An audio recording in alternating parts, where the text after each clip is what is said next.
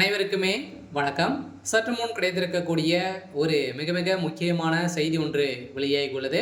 சற்று முன் ஸ்டாலின் கதை முடிந்தது, 7 ஆண்டு சிறை, கதறி அழுத துர்கா ஸ்டாலின், இது மாதிரி செய்திகள் வெளியே இருக்கு. இப்போ பார்த்தீங்கன்னா சமீப காலத்துலேருந்தே முதல்வர் ஸ்டாலின் அவர்கள் திடீர்னு பார்த்தீங்கன்னா டெல்லி மேற்கொண்டிருக்காரு. ஸோ இந்த நிலையில் தான் அவர் பார்த்தீங்கன்னா முதல்வர் ஸ்டாலின் அவர்கள் பிரதமர் மோடி காலில் விழுது கதறியதாக ஒரு பரவலாகவே ஒரு செய்தி வெளியேறிச்சு. ஸோ இந்த நிலையில் தான் பார்த்தீங்கன்னா தமிழகத்தில் இப்போ 2 நாட்கள் டாஸ்மாக் கூடிய நிறுவனத்தில் நடந்த ரைடின் அடிப்படையில் 2வது முறையாக ரைடு நடந்தது.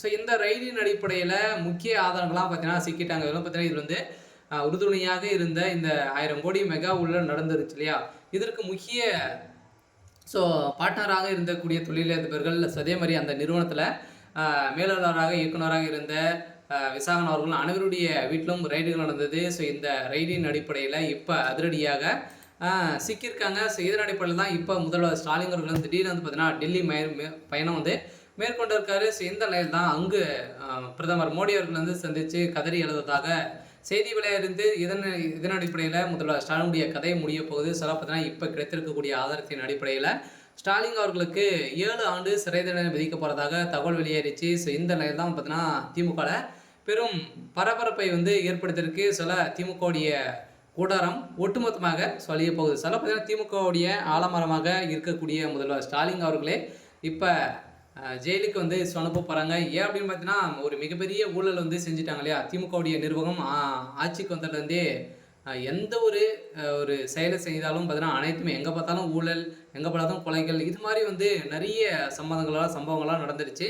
இருந்தாலுமே இந்த நிர்வாகம் எந்த ஒரு மக்களுக்கு இடையூறாக இருக்கக்கூடிய எதையுமே பார்த்தீங்கன்னா அவங்க கண்டு கொள்ளாமல் அவங்களுடைய ஆட்சி கொள்ளடிக்கிறதுல மட்டுமே தான் பார்த்தீங்கன்னா அவங்க பார்த்துருக்காங்க அப்படின்ற மாதிரி சொல்லியிருந்த நிலையில் தான் இப்போ அதிரடியாக முதல்வர் ஸ்டாலினுடைய கதை ஒட்டுமொத்தமாக முடிய போகுது. ஸோ அவருக்கு 7 ஆண்டு சிறை தண்டனை விதிக்க போகிறதும், அதே மாதிரி உதயநிதி ஸ்டாலின் அவர்கள் சிக்கப்படுறது. அதனால் ஏற்கனவே நிறைய ஆதாரங்கள்லாம் இப்போ சிக்கியிருக்கு.